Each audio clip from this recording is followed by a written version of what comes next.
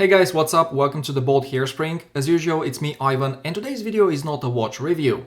Instead, I'll be showing you this single slot watch winder from Mozsly, and I'll also give you my opinion about watch winders and how I use them. I'm telling you, you will be surprised as I don't use them the same way as everybody does.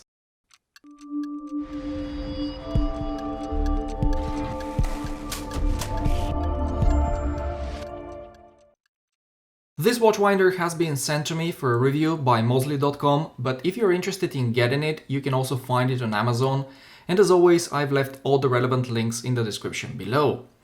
I've got the single slot model, but there is a 2-slot model as well, and they are all available in a couple of different colors or finishes. My favorite is the one I'm showing you today, as it just looks more premium with this wood grain paint finish.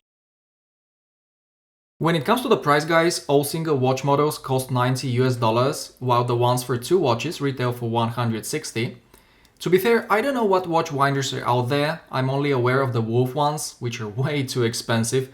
And on the other side of the spectrum, I'm familiar with my cheap winder from AliExpress, which is garbage. So, based on my limited experience with watch winders, the ones from Mozsly seem like a very good offering to me, and here is why.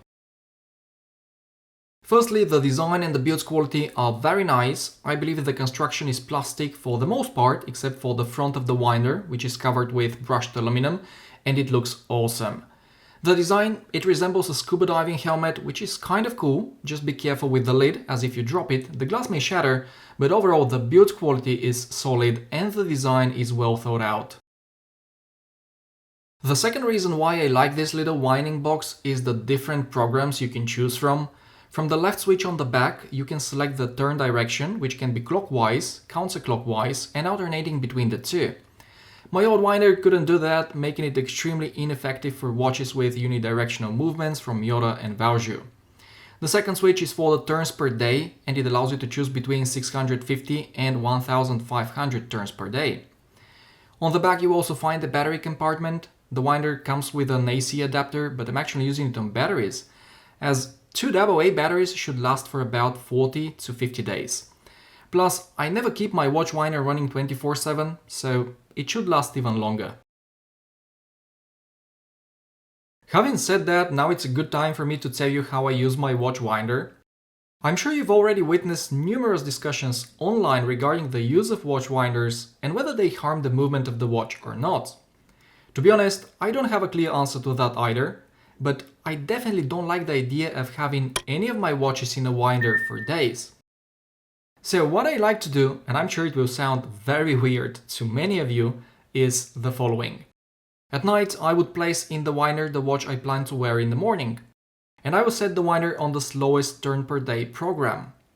In the morning I'll take the watch out, set the time, and put it on my wrist. By doing so, I simply avoid hand winding the movement. And the reason I do that is because a watchmaker I trust told me once that manually winding a watch too often may cause damage to some of the gears. Obviously, that may be true only for certain movements and to a certain degree, but his opinions had an influence on me and I just became used to using winders the way I just explained. That's not to say that I never hand wind my automatic watches, but when I want to avoid it, I use a watch winder. In addition, I have more than 30 watches in my collection, and when I realize that I haven't worn some of them for ages, I just put them in the winder for a day just to get them going, and then I'll put them back in the box. So guys, feel free to tell me what you think about the use I make of watch winders in the comments below, and I would also like to know whether you are for or against the use of watch winders in general. Finally, let me tell you the third reason why I recommend the Mozsly watch winder. And guys, this would be the fact that it comes with 2 different pillows, so that you can fit a watch of any size. For me that's a huge deal, as my wife's wrists are super tiny and because of that her watches don't fit in my old watch winder. In fact, her watches don't fit in any of my watch boxes. Anyways, with the Mozsly winder we don't have this problem. The different pillows allow us to use any of our watches, and both pillows are of very good quality.